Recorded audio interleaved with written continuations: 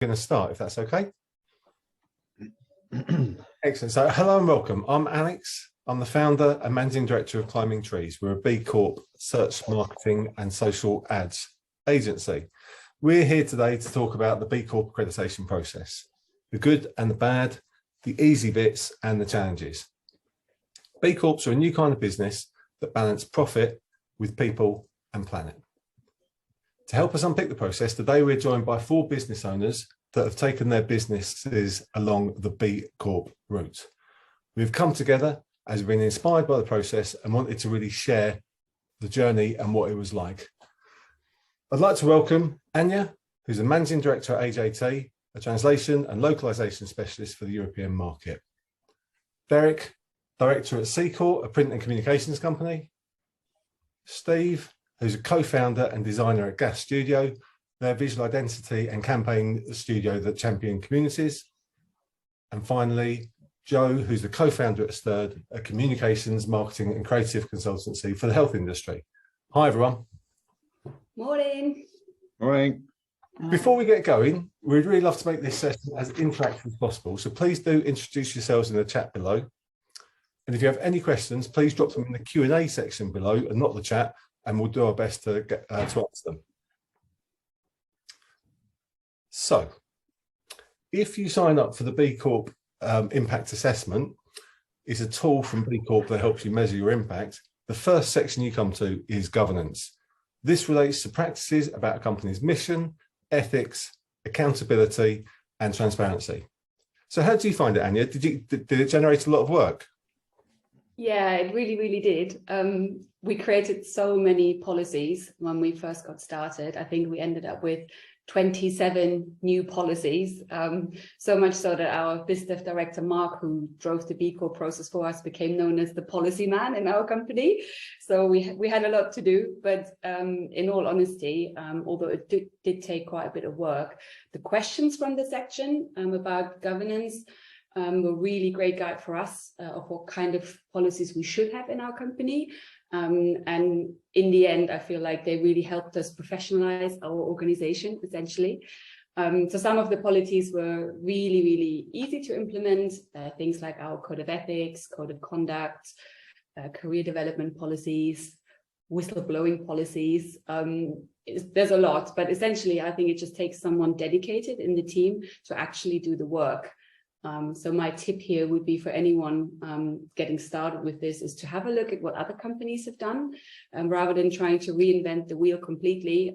Most people share at least some of their policies quite openly on their website, and you can use these as a bit of a helpful starting point for your own business. So I just make sure that you make it personal for your own business and that the policies reflect your business operations. And then the second tip would be just make sure you use plain English. So the policies you create are there to guide your business operations, but they're also there to safeguard your employees. So I'd make sure that they're really easy to understand. For us as a translation company, our team is about 80% non-native English speakers. So that was a really important aspect for us to consider.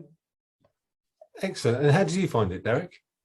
Well, we were in a fortunate position because we're an eco printer and we've been on our journey for the last 25 years.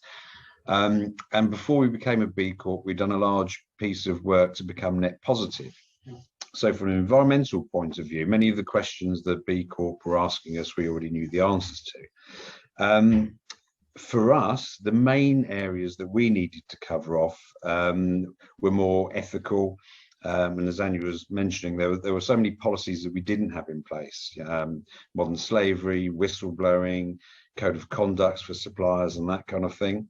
But we found that there were a lot of resources out there that we could pull in, fairly standard documents that we could update for ourselves. So that was a great help. And then once we'd done that piece of work, it was about sharing it with our staff as well to bring them along on the journey. So that was very important for us because for us it was we had to have the whole company buying into it, which is obviously part of the B Corp values.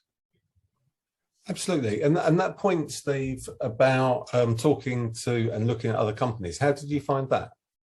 I think I speak for all B Corps, is we love to share the knowledge we have. We love to see other people succeed. And exactly what we did, we went out and found other companies that were similar to us that were already B Corps, and just started speaking to them to find out about how they did it. And we was quite lucky. We're an agency, we're close to an agency or a consultancy model, to find a model that's already a B Corp that's similar to what you are. And then when we found an agency, they really supported what we did and came like a mentor to us and helped us through that process. And they also had their policies on a Creative Commons, which mean we could use them as long as we kind of credited them. And we adapted those policies to fit what we did. Like Andrew was saying, you don't have to start from scratch. You can have a framework there already to start from. And it was the same when we did the association of articles, change those. It's quite a daunting thing to look at when you read the question. But just speak to other companies that are similar to your size and how they approached it. And that's what we did. We kept finding out what they did, and we pieced that all together and found our way to do it. So it was very useful to speak to others. And that part about the mission lock, how did you find that, Jo? Yeah, so at Stirred, we currently actually have pending B Corp status. So we're not a fully fledged B Corp like some of my, all of my esteemed colleagues here.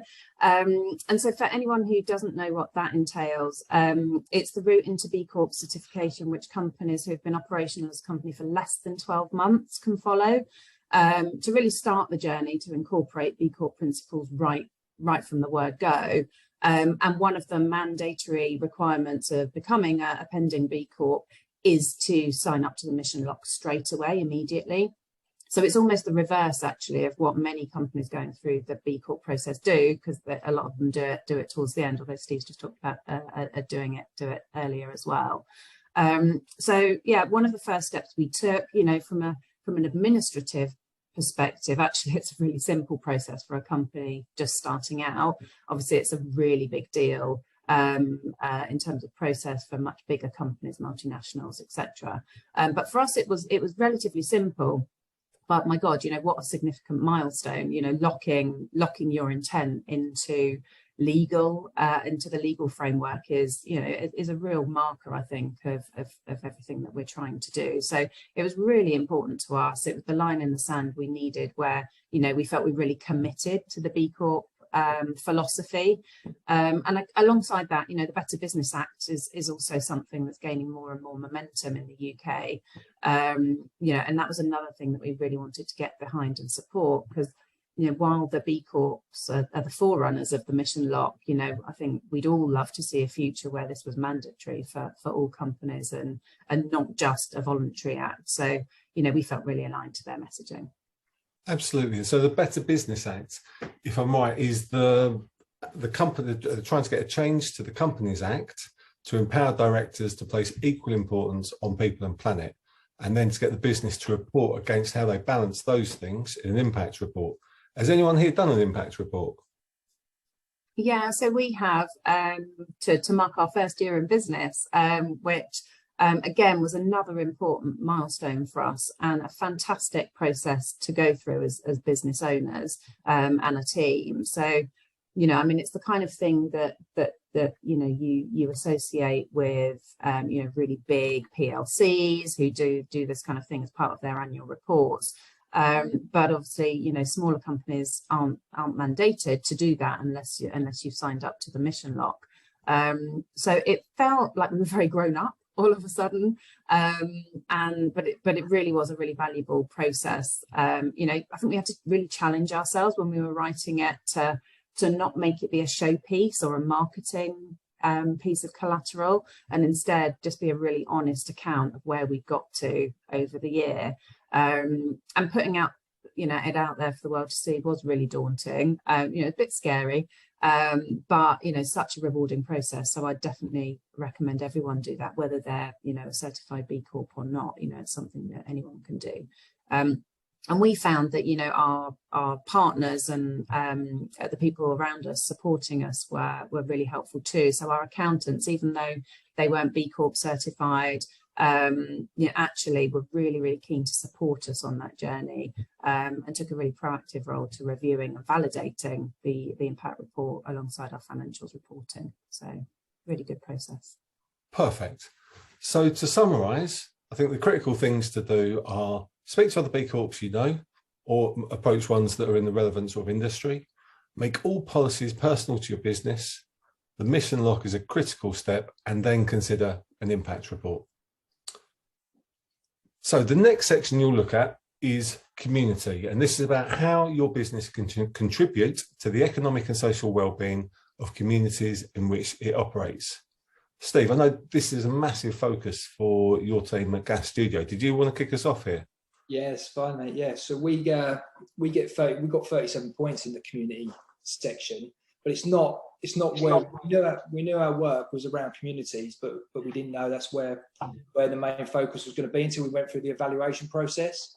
So we did our impact assessment at 8.5. We submitted that to go into the evaluation process, and we thought to start with we were just going to get thrown out because we'd drop some points and stuff like that. But we would just do it as a learning exercise to see how we could improve. But as we kind of went through the evaluation with the evaluators, started to open up these other aspects about how our work is really community focused. So we ended up getting awarded an impact model, and I think we'll come to what that actually means later on in a bit more detail. But for us, it meant that our work, because we target non-profits with our design work, they help underrepresented audiences. So a lot of our work is related around that community aspect, so we score quite highly. And then we also give time back with pro bono projects and volunteering and mentoring young creatives and other small businesses. Awesome. And do you commit a certain amount of time to each sort of team member, Steve? Yeah, so we have a commitment, a signed agreement, a commitment which is on the back of our website and part of the B Corp, where we do 5% of our time. So it works out about 100 hours for a full-time employee in the company to give back, and it's giving back with our skill set. So our consultancy, our design work, it's that kind of work that gives back. So at the moment we do that for a range of things. We do that for a local rum festival that we support with design work. We do it through CIC, which is a community interest company. So we support them. We actually help them set that up as a CIC. And we also do kind of a lot of other work in and around the community with that, just giving back with design. And it looks like this time we'll go over our 5%. But what that kind of gave us was, by setting that guide of 5%, it gave us a real clear focus to what we wanted to achieve. Awesome. And then how do you approach volunteering, Jo? So our volunteering has been pretty organic so far, I'd say, and mainly led by our personal and professional interests. But even then, you know, we did want to make sure that we had a blend of activities that we were engaged in. So in our first year of business, we invested quite a lot of time in voluntary support around the NHS check-in and chat programme. So we're a health communications agency. Health's really, you know, obviously very, very close to our heart. And so a lot of our volunteering work is likely to be, you know, something that affects health and well-being. And we felt, you know, particularly as we launched our business, you know, in the kind of at the tail end of the lockdown period, we felt really compelled to kind of make sure that we were channeling some of our time to support those who needed extra help during that time. So spent a lot of time doing that. Some charitable giving, and we chose to go local with that in our first year of business, and gave to a local homeless charity in Brighton. And then also, you know, one of the stakeholder sets that we identified when we were kind of planning our engagement through the year was our health communications peer community. And we felt quite strongly that we wanted to give some time back to our peers to help us move our profession forward. So we donated quite a bit of our time to sit on committees. There's an organisation in our sector called the Healthcare Communications Association, and both of us as co-founders volunteered to sit on committees throughout the year, focused on really knowledge sharing and building best practice. So yeah, been pretty organic, but going forward into the next year, we've definitely identified, as we've laid out in our impact report, that we want to be a bit more, I think, strategic, but also thoughtful about, you know, just exactly how much we volunteer, and also to make sure we're supporting and encouraging our growing employee base to do their thing too, both as individuals and part of our team. And I think I recognise a similar sort of pattern, because I think we do a lot of charitable work for clients such as Greenpeace and Orangutan SOS, managing their Google Ads grants. Through the B Corp process, we set up a policy whereby each team member can dedicate 3 days to a charity of their choice, something that's close to them. And that was set up and established during the height of the pandemic. And so far, we've not actually delivered any days to a charity. And so I think I have a plan whereby I recognise it's a problem that we're not getting enough traction with it. And so I'm going to try and lead by example, get a couple of team members to come on board with me and actually show the team that it's as important to deliver that work for charities as it is to deliver commercial work for our client base. How about you, Anja? How did you find it? Yeah, volunteering is an interesting one for us. I think some team members are just naturally more excited about volunteering than others. I think it's a personality thing as well. So far, we don't have a fixed number of volunteering days set up for our team. It's something we're looking to for the future. It was a bit like, as we went through the B Corp process, it was a bit like, what do we prioritize? And for this year, it was raising paid sick leave for our team. So we couldn't quite do everything in the same year, but it's definitely something for the future. But what we have done this year, kind of a bit like Jo, more organically, when the war in Ukraine started at the beginning of the year, we were just as a team like so upset and felt quite paralyzed about what we could do as a business to support the humanitarian effort. And so we said to our team that for the time being, we would give them 5 paid hours a week to do humanitarian work. And I imagine that might, be mostly for Translators Without Borders, translating communication. Didn't quite pan out that way, but our project manager, Kasia, actually did take us up on the offer. She's originally from Poland, and she went to Warsaw for 2 weeks where she volunteered at the train station, giving out hot food to refugees who were arriving from the Ukraine. And this summer, she volunteered again and helped to run free English language lessons for Ukrainian volunteers in London. So not structured, but quite organic, and sort of where the need arose, we gave our time to volunteering. But beyond that, we also do a fair bit of donating to charitable causes, and we also offer 10% off for any charities and nonprofits that we work with. So that's just another way of forsaking some of our profit to support the communities around us. Awesome. And then thinking about stuff like supply chain, did anything change in that regard, Anja? Yeah, so you're right. The community section of the impact assessment also covers supply chain management. And as a translation company, we work with lots of freelancers, probably about 300 freelancers all in all. And so what we did is we introduced a supplier code of conduct that we asked all of our freelancers to sign. It's probably not super well known outside of our industry, but there are quite a few translation companies in our industry that aren't operating to the highest ethical standards. And so for us, engaging with our freelancers around our supplier code of conduct actually send out a positive signal to our community that we're really serious about treating our linguistic talent fairly and respectfully. So though in one way it was yet another policy to create and implement, it was also a really valuable opportunity for us to strengthen relationships with our linguists. Awesome. Then what was that like for you, Derek? Yeah, we're kind of notorious with our suppliers anyway. Obviously, being the environmental people we are and doing the net positive that I mentioned earlier, so they're used to us kind of reaching out to them and asking questions. For us, it was very important to the code of conduct that was just mentioned. That was important for us to make sure they're all signed up to that, but we also wanted to get the other policies out there, the modern slavery stuff and all those kinds of pieces.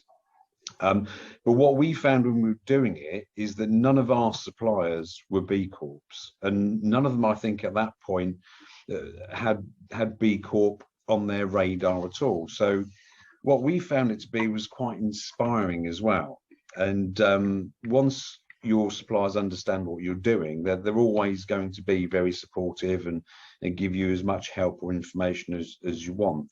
So I think it's important not to treat the journey as just a tick box exercise, but use it as a chance to celebrate with your suppliers what you're doing, and you'll just be amazed as to how much help they give you. Awesome. And then was it similar for you, Jo? Yeah, I mean, obviously we're a very different kind of scale and nature of business to Derek, and you know, for us as a very new company, I won't lie, it did feel quite onerous at times to kind of look at the process and paperwork and data tracking when it came to our supply chain, I suppose. But I guess the way we looked at it is, you know, we're on a growth plan as a company. We look on it as an investment of our time to really lay the foundations. But I think more importantly is exactly what Derek was saying there. The minute you kind of see it as a tick box exercise and being bureaucracy for bureaucracy's sake, you'll lose faith. But what we've been able to see, even in a relatively short amount of time, when we look back, is that, you know, by using and going through the process, it's really helping us to take positive action. So, you know, when it comes to where we look for suppliers and what we look in our partners, so, you know, geography, ownership, business practices, they're all things, to be honest, you know, have rarely crossed my mind in you know, if I look back a few years of how I was choosing partners, it was all about the services that they provide. And I think, you know, that's the sign of our times, isn't it? Everyone's looking deeper, and as consumers we do it, but also as you know, B2B we do it too. And the B Corp process helps you to do that. And so even in our short time, you know, being in operation, we've definitely made different choices and made a whole host of new networks and partnerships too. And that's what the B Corp community kind of offers as well. So, you know, we're not being too purist about it, and it is all a balance, but at least it's front of mind and we're being more conscious as a result. Excellent. So to summarise this section, it's about trying to serve underrepresented groups, giving staff time to do charitable work and then focus on charitable giving, and looking at inspiring and motivating your supply chain. So the next section on the impact assessment was the environment. And I was really surprised about how little I understood about climbing trees' environmental impact, if that's even how you say it. So the environment section was a really interesting one for me. It's the section that helps you understand how your company can improve its overall environmental stewardship. So Derek, how did you find this area? I think from what you're saying is quite correct. As a business starting out looking at your environmental footprint, it's very surprising how little information is actually out there on government websites and, you know, and other websites to try and help you know where to go next. For instance, on our journey, we had to swap our whole printing process out. We became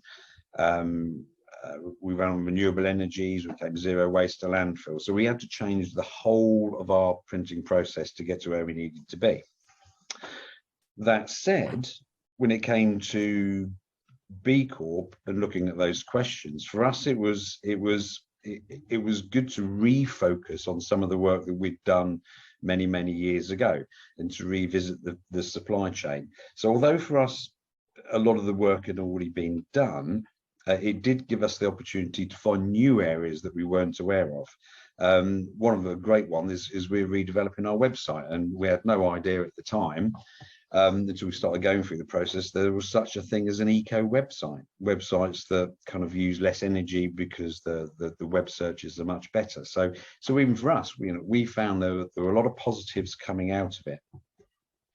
Awesome. And then how did you find this, Anja, as a remote first company? Yeah, to be honest, we found it quite a challenge actually to prove our environmental friendliness and score points in a fully remote setup. We don't have a physical office, we don't have a physical product, so no supply chain with physical products either, or materials. So we have a fairly low footprint.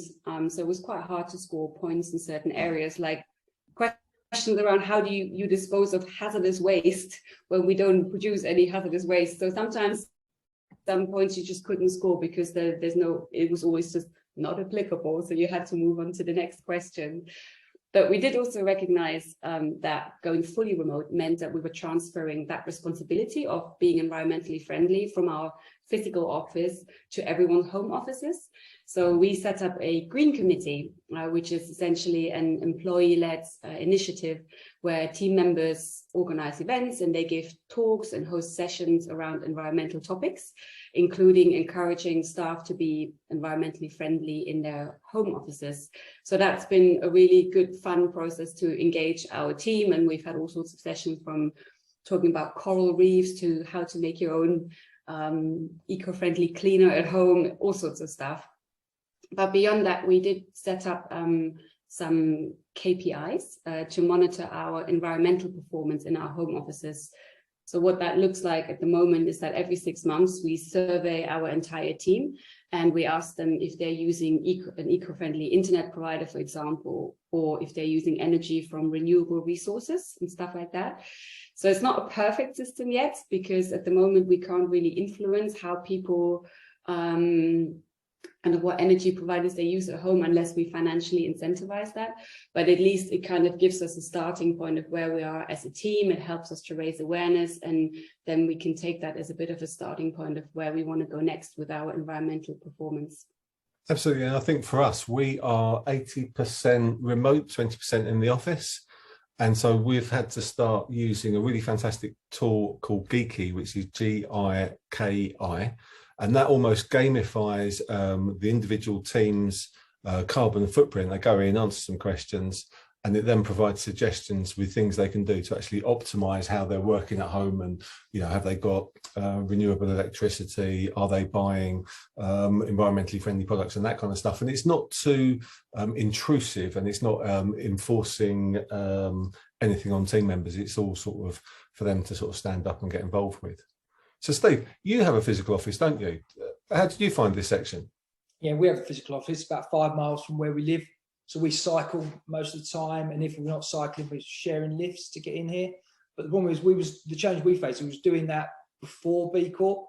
That was part of our culture and our lifestyle anyway, is around the environment. So we was doing this stuff before we become a B Corp. So we're super low. So now it's really hard for us to kind of get some extra points of that because we're doing all this stuff already. And the other thing, this section for us is just a big learn, and I think it's learning for everyone. It's changing so fast, and what's coming out, the new information. And we was talking about offsetting our carbon. Once we knew what our carbon was and we benchmarked it, how do we offset that? And then we started to find something. We wanted to find something that was personal to us to offset, and that was quite hard to do. So in the end, we just donated to the Woodland Trust that supports local habitat, but it's not a recognised scheme. So we don't actually get any points back for that or get any benefit from doing that. So it's a big learn, further investigation from us around what's happening. And also we use a co-working space, and that's something that at the moment is really hard to track. So we're currently working with Somerset House where we do our co-working, and we're trying to find out what their bills are and what their energy is, and then work that back to find out what our impact is by using a co-working space. So there's a lot of learning. Excellent. And how is it for you, Jo?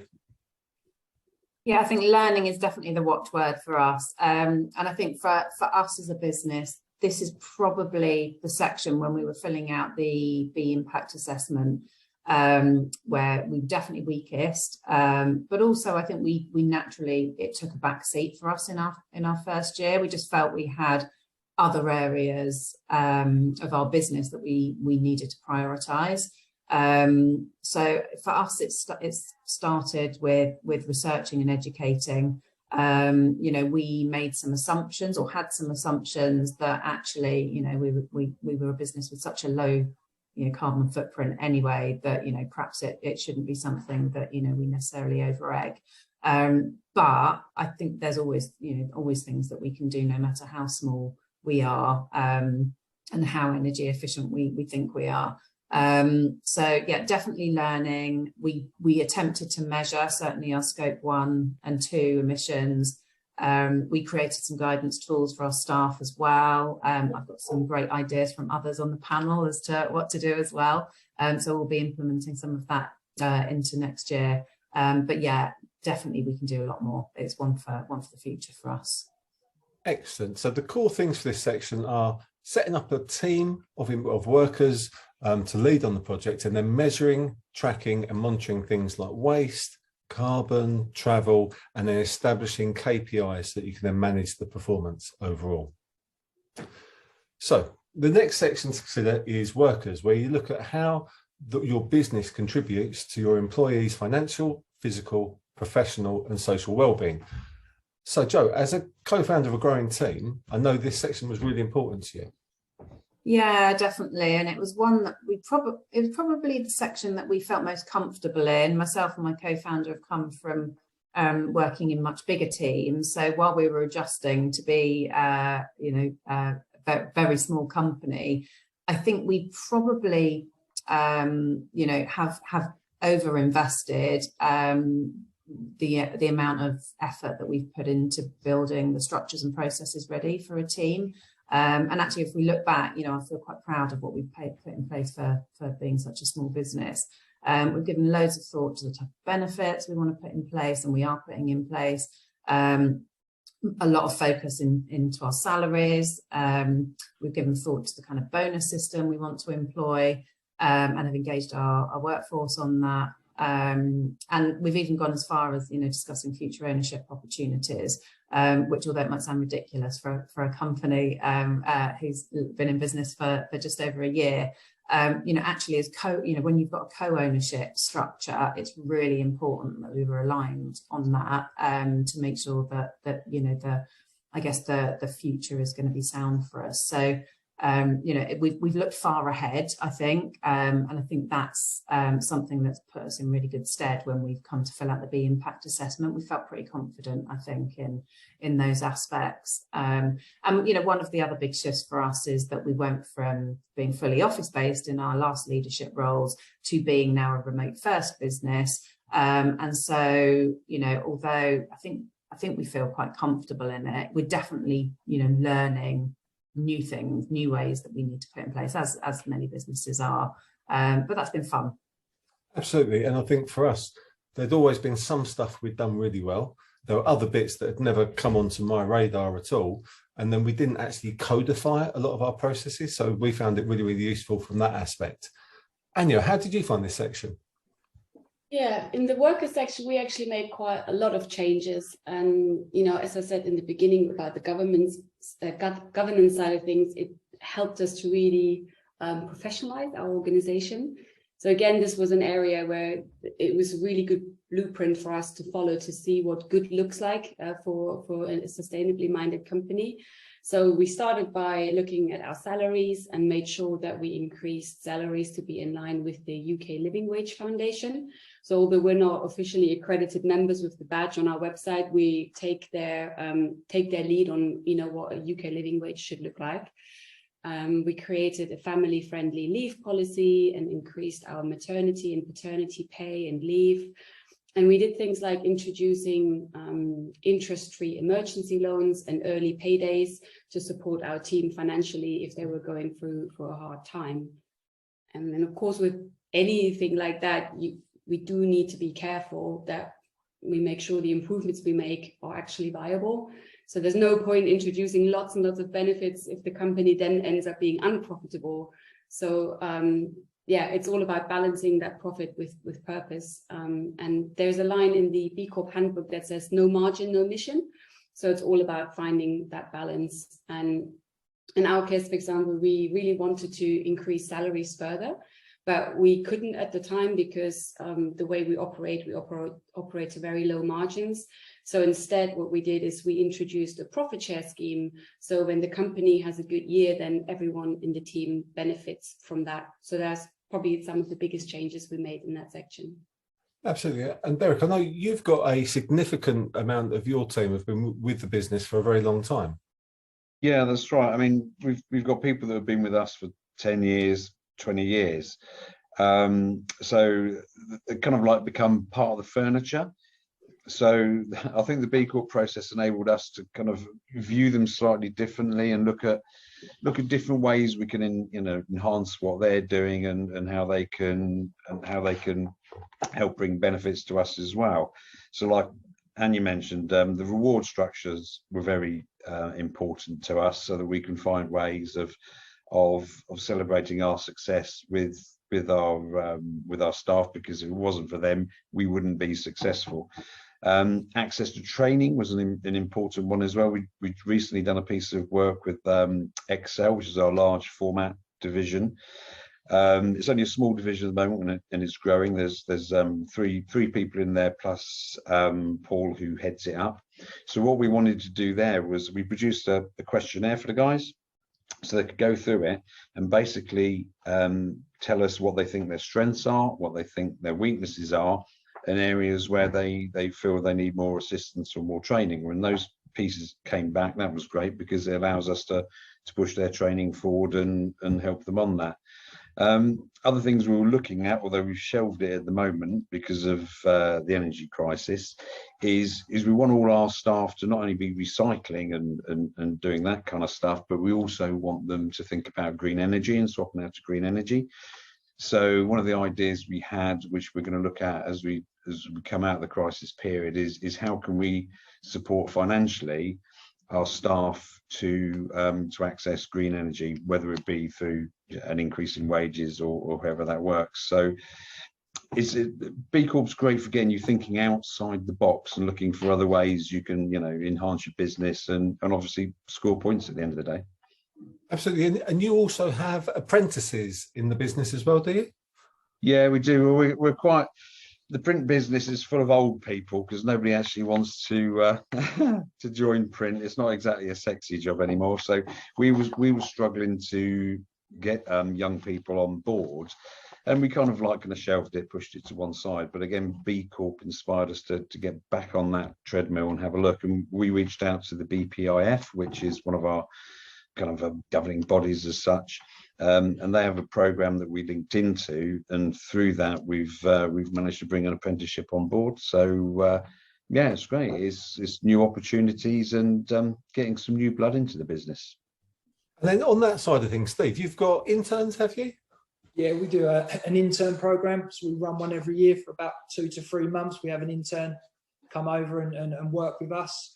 And they get paid the living wage. So we're part of the Living Wage Foundation. So our interns get paid living wage as well. But what we did find, that connects back to the environment bit, is our intern was travelling a long way to be with us, and we wanted them to be with us because of the experience you get with a design studio, and it's quite collaborative. So we wanted them to be with us. But we found that with B Corp, it's a balancing act. We're giving back and doing the intern part and giving somebody a chance and talent chance in the creative industry. But on the same time, our sustainability went up because they're travelling a long way to get to us. So I think we find with B Corp, it's a balancing about what you're doing. And we're slightly different from the other guys. We don't have employees. So our living wage encompasses our freelancers, our bookkeepers, our accountants. So it goes further than just our employees with that part of it. Awesome. So I can see there's a lot of questions that have come in, and so we've got a dedicated amount of time at the end that we're going to go circle back and answer all of those. I think the core takeaway for this section is that profit allows you to look after staff and then treating them fairly, from well-being to pay to training and all that kind of stuff. So really helping you to look after and incentivize employees, plus introduce new employees to the workforce too. So the final section to discuss is customers, where you look at the value that you create for your direct customers and the consumers of your products or services. So for us, this was a really tough area to pick up points, as we're not purely an impact business model. Did anyone else find it tough, Anja?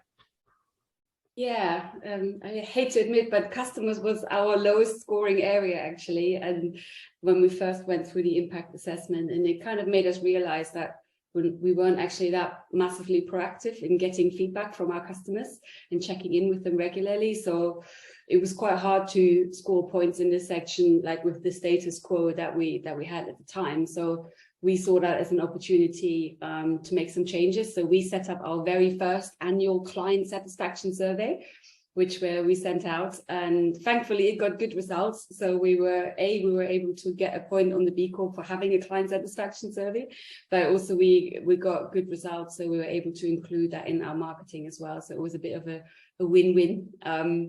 And we have also started to include like a link to our Google review and our email signature, just to make it more regular to collect feedback from customers. And so has anyone else done a survey? Derek, have you done anything like that? Yeah, similar to Anja. Yeah, we did a survey. We find that we're in a very busy, very pressurized environment. So you get so used to just delivering work and then moving on to the next job. And I think the survey is a great way of engaging with your clients. And if it's done through the B Corp application as well, it's a good way of engaging with them and getting their support for what you're doing. We've got a few customers who are B Corps, which is wonderful. And I think being able to work together really kind of, and having those shared values is really, really valuable. And I think by using the customer satisfaction survey, it's also a way of showing the other customers that aren't B Corps, or maybe aren't even starting a B Corp journey, that this is a really positive thing to do. So it's I think it's a great way of just involving your clients in what you're doing and building them relationships. Perfect. And then, so Steve, you have a impact business model too, don't you? Are you okay to bring that to life a little bit for us, please? Yeah, no worries. Yeah, we managed to get an impact business model for what we do. And I'll just explain quickly what an IBM is, an impact business model. So what it is it's a business that makes positive impact of the way of doing business to one or more of the stakeholders, rather than a business that makes impact by changing operational activities, such as renewable energy and volunteering. It's a slightly different makeup of how that works. So how we get our business model is our visual communication design. We work with non-profits that have underrepresented audiences. So our work contributes to making them have their audiences and a wider demographic, which is something we've always targeted and what we believe in, and it's why we get higher in our community as well. But what that kind of means for us is it's hard to kind of work out exactly what the impact of our work. So what we do with our clients, we set early benchmarks, so then we can work out how our work has changed. So we kind of, when we do our work and start work, we talk to our clients and say, right, what is your underrepresented audience? How do we get to them? And we set out that strategy early doors to say, right, how can we get to them? And sometimes we have to force the clients to step outside and go and seek that audience.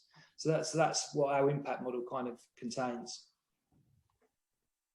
Yeah, and from our side, we're really hoping that we will have an impact model around our customers at the end of our certification process. Mainly seeing as our work is all focused on health and good health, and our overarching mission as a business is to match the innovation of the health sector with the communications it deserves.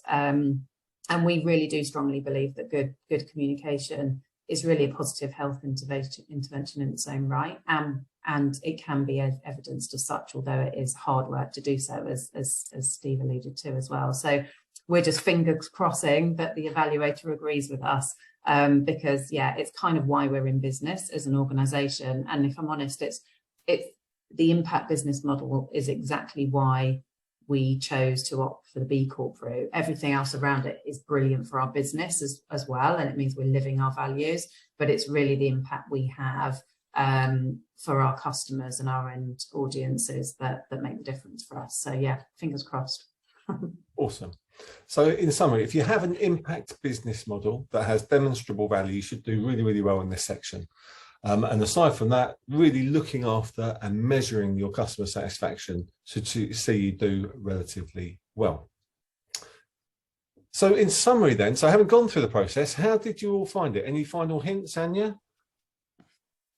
Well, I guess overall, we found it challenging but rewarding. It took quite some time to work through it. But I do think a bit like what Steve said earlier, even if we hadn't got it, I think after having gone through the process, we still would have ended up with a better business after having gone through all the steps. But some of the questions are very American in their very nature, because I think that's where the B Corp movement kind of originated from, which can make it a bit hard to understand how a question might apply apply to your company or figure out exactly what's needed. So just make sure you just take your time to read through the questions, and there's always like a little learn more example or button next to each question, so make sure that you have a read through that. And as we said before, don't hesitate to ask others who've gone through the process if you're unsure.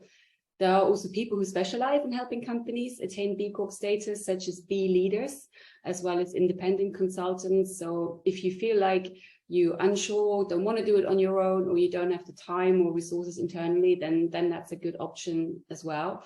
And my final tip for anyone who is a bit unsure at the very start of the B Corp journey, I would recommend having a look through the B Corp Handbook.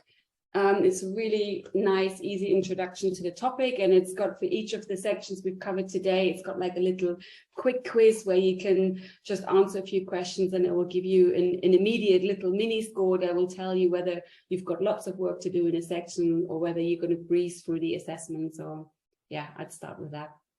Awesome. Yeah, I think we had Jake, who's our head of sustainability. He helped us a lot in doing the process because there was an awful lot of work involved.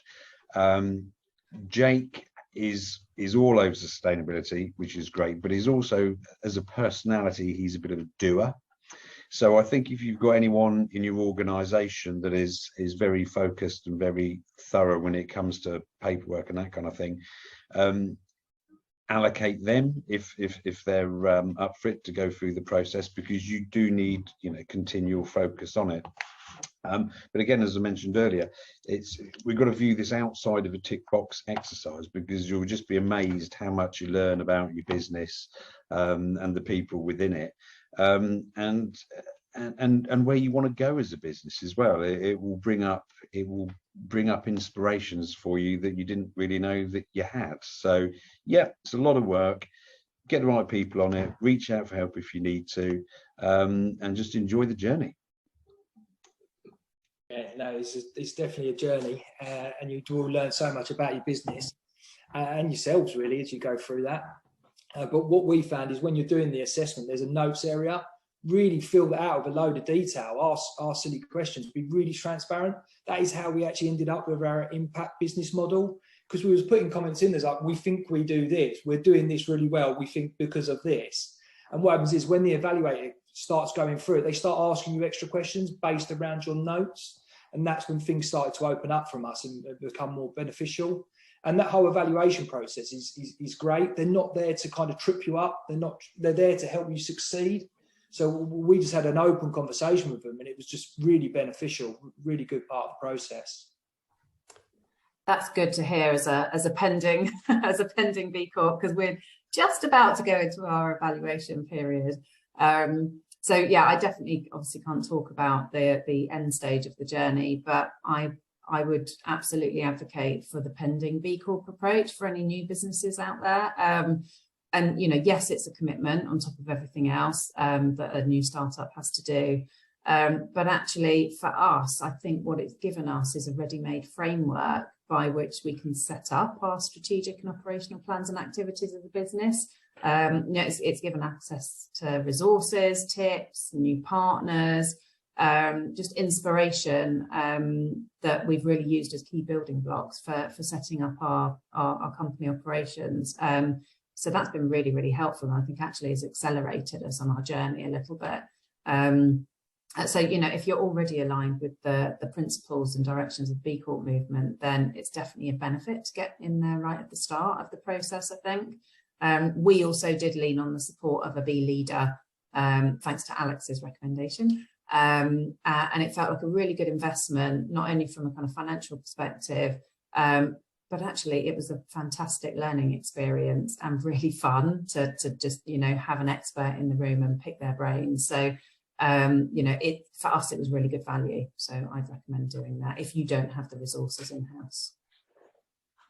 Fantastic. Thank you, everybody. So we have had quite a few questions pre-submitted and then submitted during the course of the day, which the amazing Frankie at Climbing Trees has curated for us. So I'm going to pass them over to you guys. So, and we've committed to trying to get through as many of them as possible. We're very happy to pick up conversations after the webinar. So if you do need extra information, then everyone's happy to sort of help you on that process. So the first question we had was from Christian, CEO at mrchristian.com, and he asked, can you still apply and register for B Corporation using third-party suppliers and manufacturing partners for your goods? And so, Derek, that feels a natural one for you? Yeah, absolutely. Well, when we applied and then became a B Corp, not one of our, and it still is the case today, not one of our suppliers is actually a B Corp. Looking at our wider industry, there's an organisation called Webmart, who are a print management company. They work with probably tens or maybe even hundreds of printers countrywide.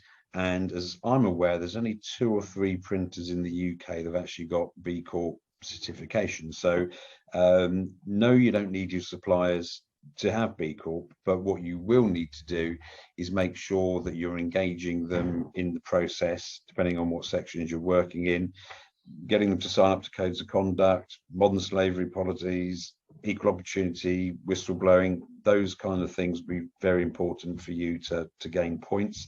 If you are looking at your carbon impact and going down the scope 3 route, you'll need them to come up with metrics that you are responsible for, or get at least a good overview of what you think you're responsible for. But I mean, that might be a difficult area to go down at the start, and maybe just concentrate on the simpler pieces. But yeah, you don't need them to be B Corps. Excellent. So Hayden, who's a financial advisor at Good Green Money, asked, as a startup, is it worth applying for B Corp before I have employees or wait for some? I see arguments both ways. So that feels a good fit for you, Jo? Yeah, I can definitely answer it from my perspective. So, and I think it is arguments both ways. And I know when we looked at B Corp, we had the same questions, but were able to see examples of both tiny companies in startup mode and with no employees, and the multinationals. And so I think that gave us the encouragement to explore it further. I mean, as I said, we're on the pending B Corp route, which is an official route for those who don't know, and there are a number of steps to go through, and you do have to be fit the criteria of only being in operation for less than 12 months. So once you've gone past that 12 months, you are into the normal B Corp route. So there's that to consider. I mean, actually, when we did finally submit a couple of months ago, just at the end of our pending period, we submitted with 2 employees. So we have gone the employees route, but I know it is definitely possible. And actually, I think Steve is probably the shining example of that, Stephen Gale. Perfect. And then Hayden did ask a bit later on, he said during the webinar, how long that actually took, how long that B Corp pending process took.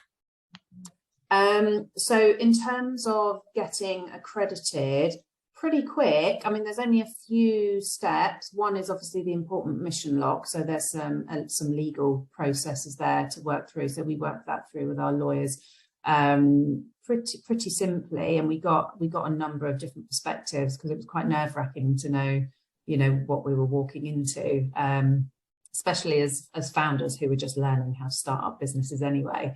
And so there was that bit.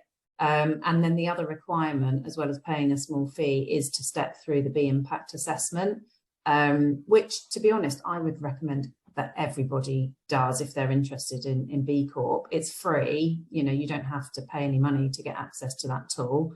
So literally anyone can do that. And, I think the information you get back from that process is amazing. So I'd say, we kept going back to that over the course of a couple of weeks, probably.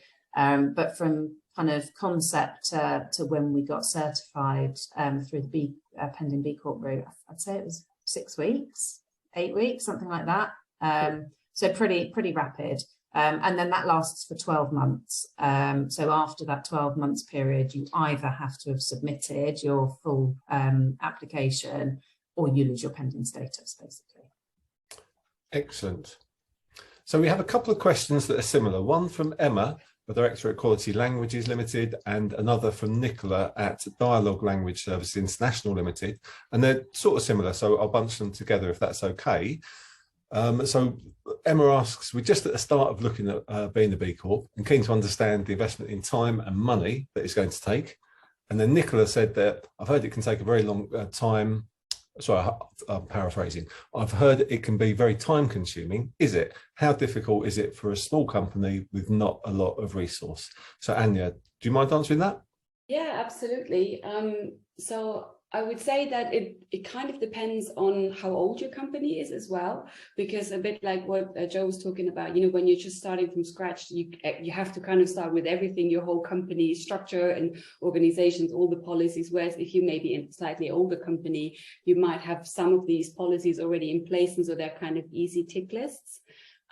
But for us, so we did our very first impact assessment, just going through the assessment ourselves. We've got like 50 points and you need 80 to submit your application. We're at the time like umming and ahhing. Are we going to do this? Is it going to be worth it? But then we decided in January 2021, as we said, we're going to go for it. And it took us until September 2021 to actually submit it. So we had in our company, we had Mark, our BizDev director. He was the dedicated B Corp guy to do the work. And I wouldn't say he worked on it every day, but I probably would say that maybe he did like a day a week or something over that long period of time, because obviously he was writing some things, but he also needed information from me or from our head of operations. So kind of, you know, it's not like you're working on it constantly, but it does take a little bit of time to to get all your ducks in a row and think about what needs to be implemented as well. In terms of cost, I guess time is probably the biggest cost, I would say. There are certain things like we had to pay £250 to actually submit our application. We spent about £1,000 working with a solicitor to get our article of association changed. You can do that yourself. We didn't really know where to start with that, so we got external help. And then we probably had to spend a little bit of money getting some external expertise, HR expertise, when we crafted our family-friendly leave policy, for example. So the money is, it depends on how you attack it, but I would say the time is probably the biggest resource you'll need. Perfect. So Rachel, who's a production editorial manager from Thrive, has asked, is there a limit to how many times you can take the self-assessment questionnaire? So I think that's the impact assessment. I'm trying to work out whether we can take it, get a gauge as to where we are right now, and then retake it as we implement things, or whether that's the wrong way around. Just on that, like we did it initially, like in August 2020, 50 points, and then every time we added a policy and managed to change our tick, we did it. So we were constantly working on our one impact assessment. So the one that we started with at 50, we basically kept creeping up until we were about like 85 points by the time we submitted. So I think once you do the one, you can then keep changing it and adding to it. Did you guys also have that experience? Absolutely. I sort of used the impact assessment as a central hub to log our process and what we were doing. Same. So Andy Marshall at Harrison Brands has asked, there are quite a few points given towards who you bank with. How easy is this to bank ethically? So I'm going to answer this question if that's okay. So I banked with an organisation that in the 1980s, when I was a schoolboy, gave me a little dictionary, and I just sort of thought, I'm setting up a business, might as well bank with them. I didn't really particularly look into who they were as an organisation, and so they did, like, there's various, when you start looking at who banks do business with in terms of the whether it's the petrol industry or like other sort of dodgy stuff with political regimes you probably don't want to be involved with, I was really surprised, and I was just sort of quite disappointed in myself, because I thought I should have been a little bit more aware of that. So we changed our bank for the first time in over 10 years, moving to an independent bank, because at the time I think there is Triodos, who are a B Corp. Triodos, yeah. They weren't accepting applications at that time for business bank accounts, so they'd sort of capped out due to popularity, I think. But I think there are options there, and the changeover process was a piece of cake, and there were no problems whatsoever. So Emma has asked, we've realised a lot of our footprint is data related. You've mentioned eco-friendly websites. What changes have you all made, re data storage, / cloud use, etc.? Well, I can just start with the fact that we've limited the amount of social media accounts we use. So we used to be across Twitter and Facebook and LinkedIn and Instagram, and we've shrunk that down to predominantly LinkedIn to just literally decrease our social media footprint. The next thing for us is really looking at our websites and looking at how we can make that more eco-friendly. There's lots of things to do there. There's where it's hosted, but also the page load speed and how heavy your images are on the site. So there's lots of things you can do. I don't know, Alex or Steve, if you have anything from the graphic side to add to that maybe, or... So Green hosts our websites. We use a hosting provider that uses renewable energy, but then that's only really effective when the person viewing it is using green energy as well. That's when it really becomes impactful. In terms of the data storage one, that is a huge change, I think, for lots of people. I think going through and deleting stuff that you don't need is something that a lot of us don't do. We just buy more rather than look at what we've already got. So that's something to do. And I know Google do use renewable energy. So that's why we use Google. But yeah, it's definitely an ongoing and a getting bigger challenge with people doing more and more social, more and more storing. So it's something that's going to become more at the forefront, I think. Absolutely. And I think we use the Google suite of tools as well. And then every other system that we use internally, we have exchanged correspondence with to try and encourage them to move to renewable energy and that kind of thing. And a lot of them came back with quite vague and vacuous answers saying they're going to move, they're on Amazon Web Services, I think, who are going to be net zero by 2030. And so I haven't particularly interrogated how that stacks up and whether it is cohesive. Another thing on this is there's a fantastic B Corp called Whole Grain Digital, and they have a section called a digital declutter, which alludes to the stuff that Steve was talking about clearing out old emails, files you're not using, and that kind of stuff. So that's particularly useful in that regard. So I know we're a couple of minutes over. We're going to carry on. So if people have to go, then we totally understand that. We have a couple of questions left. So we've got Chad, who's a communications consultant for a presentation design agency. He asked how many people within each of the respective organisations are dedicated or have been dedicated to the B Corp initiative. Is there a dedicated team or an individual? So we'll just go around. So Anja? One person. Mark, the policy man. Mark, the policy man. Perfect. Steve? So two, but we are the directors, we are everything. So we split it, we want to be involved, so we split it between two of us. Perfect. Derek? Yeah, Jake, our sustainability guy. We kind of, there you go, Jake. But he was brilliant. He knew what he was doing. Perfect. Jo? So yeah, same as Steve. Yeah, we split it between the founders. And so I think at Climbing Trees, I led on the project, but was ably supported. And I seconded probably about 4 or 5 different people in, asking them, can you do X, Y, and Z for us? So our final question is, what could be the possible ramifications of aligning the legal requirement? Like, how will it impact the decision-making process? So I think there is, so I'll blunder my way into answering this question and you can finesse my errors. And so I think business as usual has got us to the point where there's a lot of opportunity for improvement out there in the world, whether it's environmentally or socially. And I think the business as the primary requirement to deliver profit to stakeholder allows some very bad and duplicitous decisions to be made.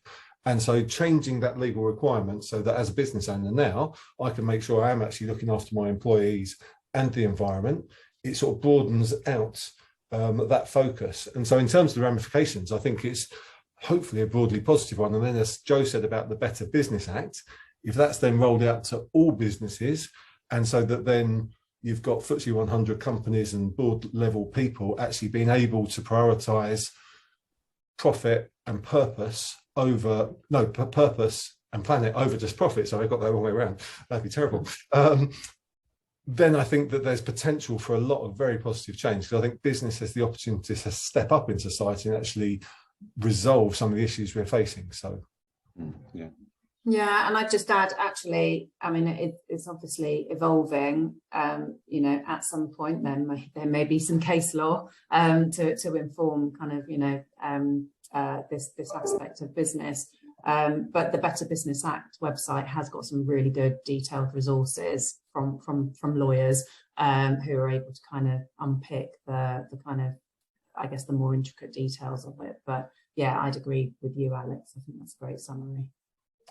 Yeah, and I think where we are with our climate challenges, I don't think any business can afford nowadays to say, well, no, you know what, profit comes first and I'm not worried about the rest of it. Because if you do that, I think long term you'll end up with no customers. Absolutely. Awesome. So thanks everyone for a great session today. It has been recorded and we'll make sure that we share it via email to everyone who signed up. And the panelists are all available and keen to hear from anyone to answer any questions you've had. Please find us all on LinkedIn, and perhaps we'll ask the amazing Frankie to share our email addresses to everyone with the recording as well. Awesome. Thanks, everybody. All right. Thanks very much. Cheerio. Thank you for coming.